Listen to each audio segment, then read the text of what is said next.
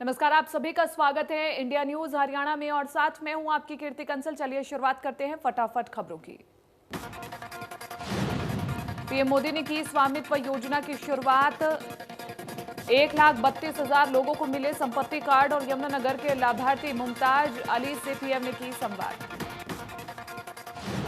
यमुनानगर के लाभार्थी मुमताज अली से पीएम मोदी ने किया संवाद। पीएम मुमताज अली से की बच्चों को पढ़ाने की अपील। कहा, बच्चों को जरूर पढ़ाएं। गुरुग्राम के एक लाभार्थी को दिया 5 लाख रुपए का चेक। स्वामित्व योजना को 6 राज्यों में पायलट प्रोजेक्ट के आधार पर शुरू किया है और इस योजना के तहत साल 2024 तक 6,62,000 से ज्यादा गांवों को शामिल करने का लक्ष्य है। फरीदाबाद के नवादा में स्वामित्व योजना के तहत के लाभार्थियों को संपत्ति कार्ड देने के लिए कार्यक्रम का आयोजन किया गया, जिसमें केंद्रीय राज्य मंत्री कृष्णपाल गुर्जर ने शिरकत की। इस दौरान कृष्णपाल गुर्जर ने नवादा गांव के लोगों को जमीनों के कागजात भी वितरित किए। हरियाणा वेयर हाउस के चेयरमैन और पृथला विधायक नैनपाल रावत ने कहा कि प्रॉपर्टी कार्ड लोगों के लिए मील का पत्थर साबित होगा। मुख्यमंत्री मनोहर लाल और पीएम मोदी लगातार किसान, मजदूर, शोषित और पीड़ित के हक में काम कर रहे हैं। विधायक नैनपाल रावत मुख्य अतिथि के तौर पर गांव पृथला में प्रॉपर्टी कार्ड वितरण समारोह के दौरान बोल रहे थे और इस मौके पर प्रधानमंत्री नरेंद्र मोदी का संबोधन भी ग्रामीणों ने विधायक के साथ बैठकर सुना।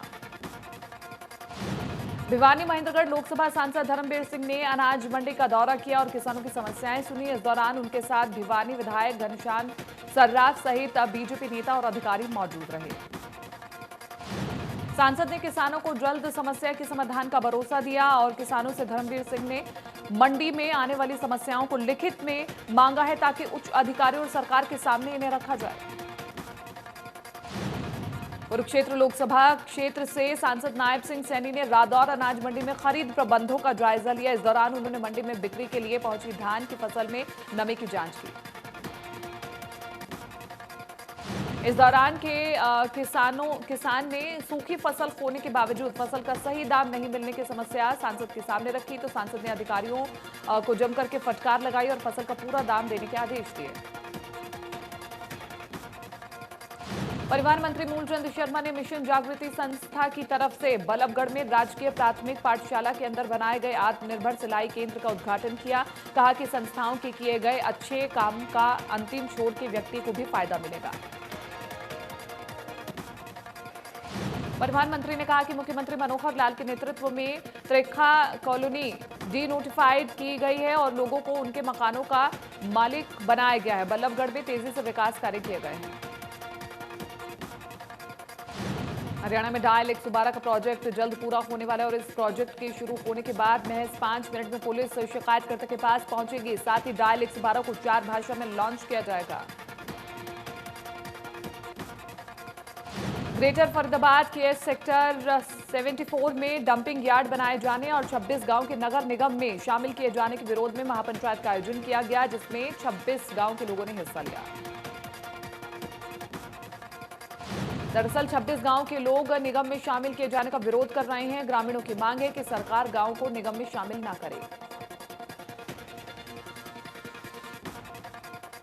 कैथल में खाद्य एवं आपूर्ति विभाग में गड़बड़ी का मामला सामने आया है। डीएसपी रविंद्र कुमार ने बताया कि खाद्य आपूर्ति विभाग के कर्मचारियों पर गैर तरीके से अनाज बेचने का आरोप लगा है।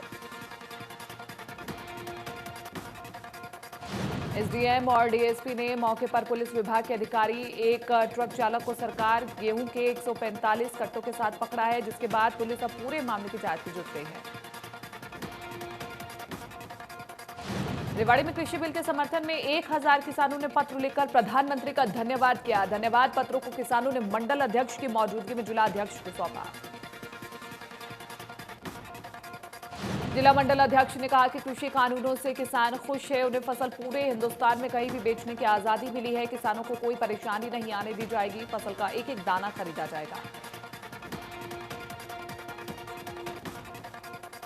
सिरसा में कृषि कानूनों के विरोध में धरने पर बैठे किसानों के बीच दो फाड़ हो गए हैं। 6 अक्टूबर से शहीद भगत सिंह स्टेडियम में शुरू हुए धरने से अब किसानों ने किनारा करना शुरू कर दिया है। धरने से अलग हुए किसानों ने गुरुद्वारा चोला साहिब में किसान नेता जसवीर भट्टी के नेतृत्व में एक बैठक का आयोजन किया, जिसमें किसानों ने शहीद भगत सिंह स्टेडियम में चल रहे धरने का बॉयकॉट करने का फैसला लिया। बवारीखेड़ा के पुरगांव में खेतों से गुजरने वाली गैस पाइपलाइन का किसानों ने विरोध किया। किसानों का आरोप है कि जो मुआवजे की राशि तय की गई थी वो कम है, इसे बढ़ाया जाए। किसानों ने चेतावनी देते हुए कहा कि अगर उचित मुआवजा नहीं मिला तो जगह जगह विरोध किया जाएगा और खेतों से पाइपलाइन भी नहीं गुजरने दी जाएगी। हरियाणा रोडवेज की बसों को पंजाब में एंट्री नहीं दी जा रही है और जिसके चलते यात्री बॉर्डर को भारत पाकिस्तान जैसा बॉर्डर बना रहे हैं। और विज ने पंजाब सरकार को निशाने पर लेते हुए कहा कि पंजाब सरकार अव्यवस्था बना करके रखना चाहती है। अंबाला के स्वास्थ्य विभाग के बेहतर कार्य को देखते हुए शहर के सिविल अस्पताल को सरकार ने 50 लाख का इनाम देने का ऐलान किया है और विज ने डॉक्टरों की जमकर के सराहना भी की है और कहा कि डॉक्टरों ने जान हथेली पर रखकर मरीजों का इलाज किया। रेवाड़ी में एक गुप्त सूचना के आधार पर सीएम फ्लाइंग ने छापामारी करते हुए सट्टा बाजार की 2 दुकानों से 387 किलोग्राम विस्फोटक पटाखे बरामद किए। दोनों व्यापारियों के खिलाफ विस्फोटक एक्ट के तहत मामला दर्ज कर कार्रवाई शुरू कर दी गई है। सीएम फ्लाइंग की ताबड़तोड़ कार्रवाई से पटाखा व्यापारियों में हड़कंप मचा हुआ है।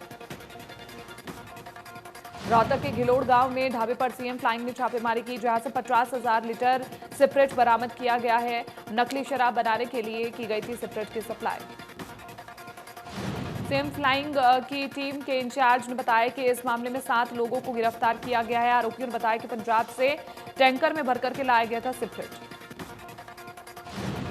फसलों के अवशेष न जलाने को लेकर के किसान जागरूक होते हुए नजर आ रहे हैं। अंबाला के 2 गांवों में फसल की कटाई के बाद बेलर मशीन में बंडल बना करके मिल्स में बेचा जा रहा है।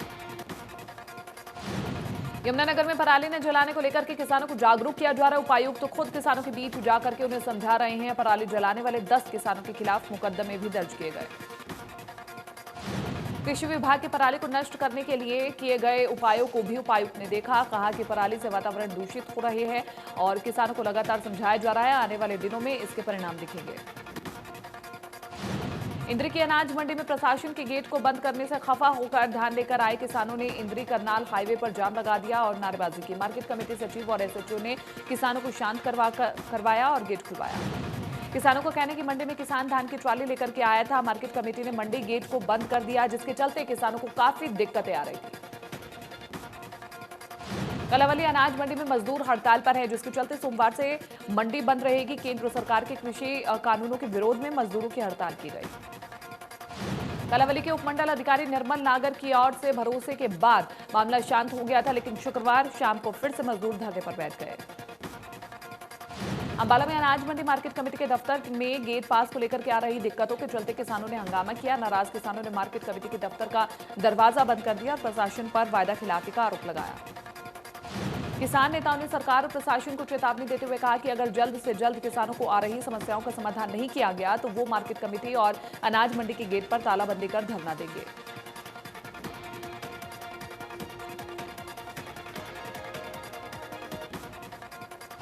प्रशासनिक सचिव मंगलवार और बुधवार को विधायकों से मुलाकात करेंगे। सरकार के फैसले का विधायक महिपाल ढांडा ने स्वागत किया। विधायक महिपाल ढांडा ने कहा कि उप मुख्यमंत्री का बहुत बड़ा फैसला स्वागत योग्य है। कोई विधायक इतनी दूर से जाए और कोई अधिकारी ना बैठा पाए तो काम अटक जाते हैं। विधायक ने कहा कि मैंने और कई विधायकों ने पिछले हफ्ते मुख्यमंत्री से निवेदन किया था कि आप एक बार अधिकारियों को निर्देश दें। सराहनीय कदम है। मुख्यमंत्री की इसके लिए जितनी तारीफ की जाए कम है। राहुल गांधी पर निशाना साधते हुए महिपाल ढांडा ने कहा कि राहुल गांधी की खेती बचाओ यात्रा एक ढकोसला थी। कांग्रेसियों का खेत से क्या संबंध। यमुनानगर अनाज मंडी में उपायुक्त ने किसानों और मजदूरों को मुफ्त भोजन की व्यवस्था के लिए योजना की शुरुआत की है। फसल बेचने आने वाले किसानों को परेशानी का सामना करना पड़ा। डीसी ने बताया कि जिले की सभी 13 अनाज मंडियों में किसानों का मजदूरों के लिए दोपहर को निःशुल्क भोजन की व्यवस्था भी की गई है। सरकार की इस योजना का किसानों ने जोरदार स्वागत किया। महम चौबीसी के गांव खरखड़ा में महिलाओं ने जलघर पर ताला लगा दिया। महिलाओं ने सोमवार को रोड जाम करने का ऐलान कर दिया। खरखड़ा गांव की महिलाओं ने बताया कि गांव में पीने के पानी की समस्या बनी हुई है। एक हफ्ते से गांव में पानी की सप्लाई नहीं हुई है। पिछले 9 साल से पीने के पानी की समस्या बनी हुई है। गुरुग्राम में 15 अक्टूबर से जनरेटर नहीं चलाने का आदेश उद्योगपतियों के लिए परेशानी का सबब बनता जा रहा है। उद्योगपतियों की माने तो प्रशासन को पहले बिजली की समस्या को दूर करना चाहिए, उसके बाद आदेश जारी किए जाने चाहिए। इंडस्ट्रियल एरिया के वाइस प्रेसिडेंट की माने तो जनरेटर सिर्फ लाइट जाने पर चलाए जाते हैं। साइबर सिटी में चलने वाले डीजल ऑटो 10 साल पुराने डीजल गाड़ियां, जो कि प्रदूषण की सबसे बड़ी वजह है। इसको लेकर के प्रशासन के पास कोई ठोस योजना नहीं है। पलवल के महेशपुर में केएमपी एक्सप्रेसवे पर एक कार कैंटर से जा टकराई और इस दर्दनाक सड़क हादसे में पिता पुत्र की मौत हो गई, जबकि मां बेटे गंभीर रूप से घायल हो गए।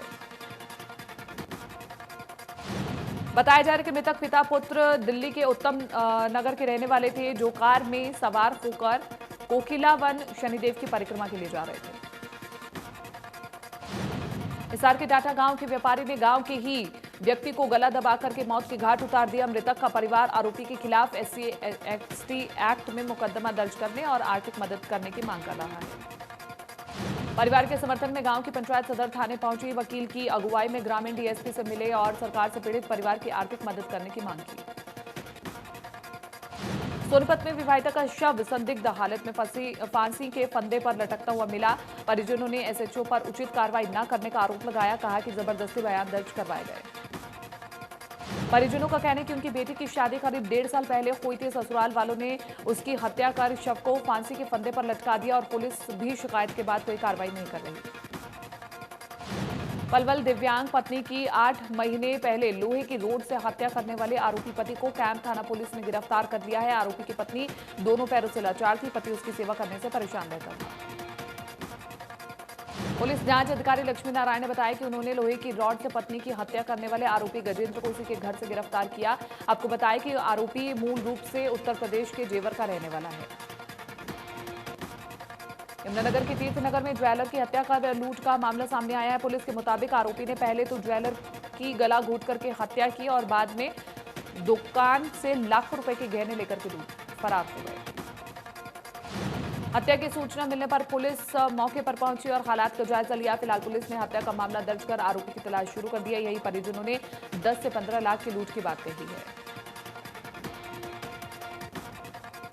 बहादुरगढ़ में चोरी हुड्डा फ्लैट में चोरी का सनसनीखेज मामला सामने आया है, जहां चोर सरेआम आते हैं और हथौड़ों से ग्रिल, जंगले, चौखट, दरवाजे तोड़ करके चले जाते हैं।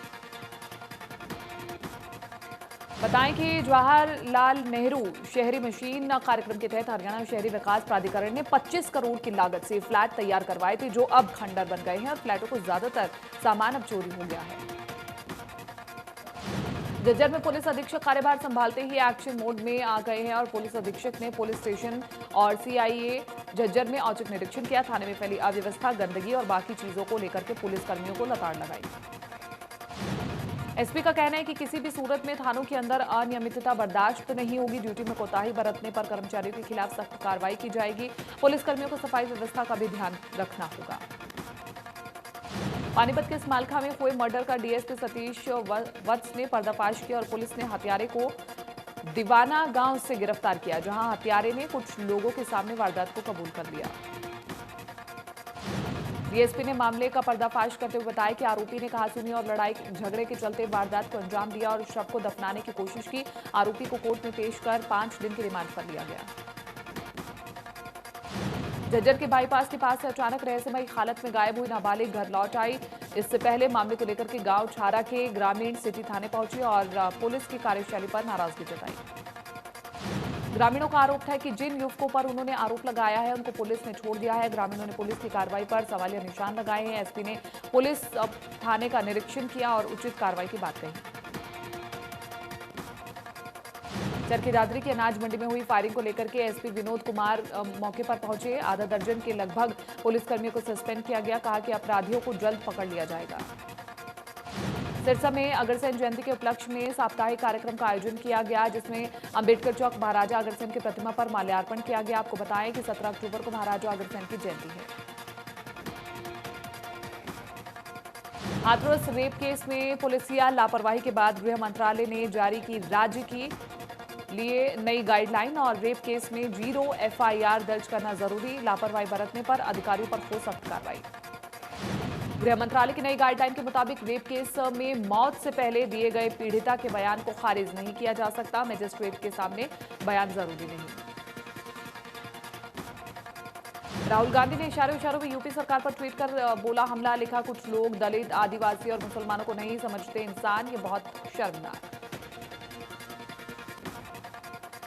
दिल्ली के वातावरण में फिर बढ़ी प्रदूषण की मात्रा। आईटीओ चौक पर 264, रोहिणी में 246 तो अक्षरधाम के पास PM10 की मात्रा में 137 दर्ज।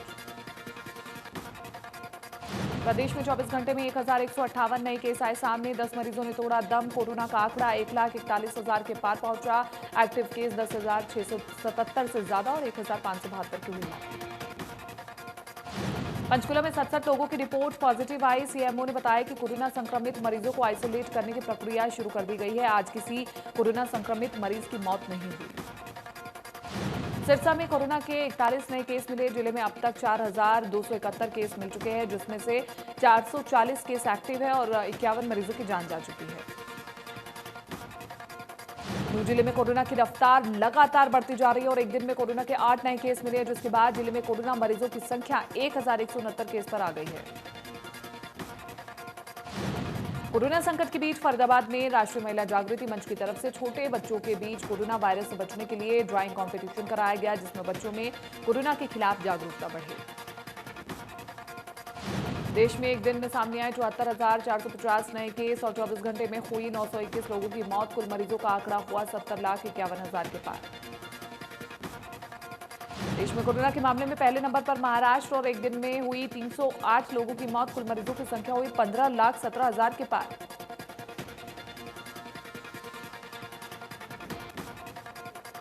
आंध्र प्रदेश में लगातार बढ़ रहा है कोरोना मरीजों का आंकड़ा। कुल मरीजों की संख्या हुई 7,50,000 के पार। Active case 46,624। उत्तर प्रदेश में कोरोना से लोगों में दहशत का माहौल। कोरोना से अब तक 6,353 लोगों की मौत। कुल मरीजों की संख्या हुई 4,33,000 के पार। दिल्ली में लगातार बढ़ रहा है मौतों का आंकड़ा और एक दिन में फिर सामने आए 2,886 नए केस। 48 लोगों की हुई मौत और कुल मरीजों की संख्या हुई 3,06,000 से ज्यादा। पंजाब में कोरोना से लोगों का बुरा हाल। कुल मरीजों की संख्या 1,23,349। अब तक 3,798 लोगों की हुई मौत। पूरी दुनिया में कोरोना से हाहाकार। कुल मरीजों की संख्या हुई 3,74,59,000 के पार और अब तक 10,77,000 से ज्यादा मरीजों की मौत। अमेरिका में कोरोना ने मचाई सबसे ज्यादा तबाही और अब तक कोरोना से हुई 2,19,000 की मौत। कुल मरीजों की संख्या हुई 79,45,000 के पार। कोरोना के मामले तीसरे नंबर पर ब्राजील और कुल मरीजों की संख्या 50,91,000 के पार और अब भी 4,87,000 से ज्यादा केस एक्टिव। रूस में लगातार बढ़ रही है कोरोना मरीजों की संख्या। कुल मरीजों का आंकड़ा हुआ 12,85,000 के पार और अब तक 10,16,000 से ज्यादा मरीज ठीक।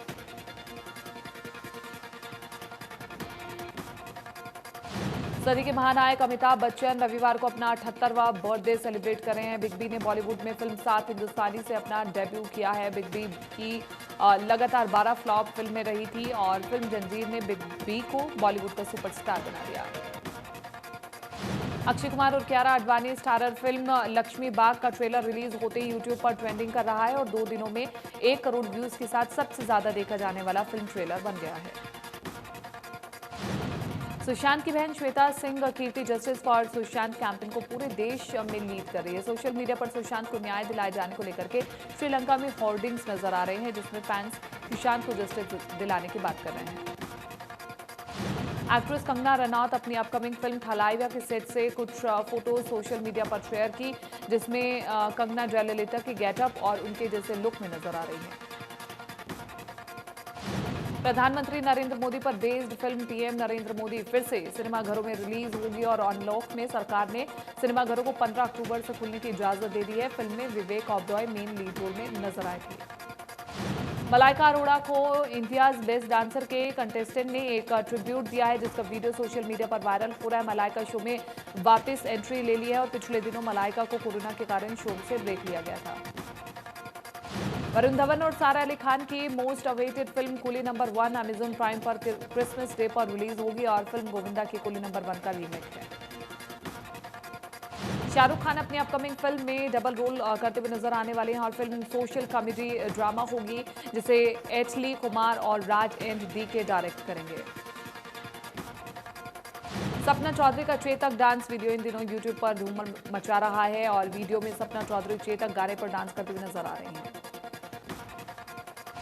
एक्टर कार्तिक आर्यन और जानवी कपूर जल्द ही फिल्म दोस्ताना 2 में साथ काम करते हुए नजर आएंगे। ये पहली बार होगा कि जब दोनों स्टार एक साथ फिल्म करते हुए नजर आएंगे।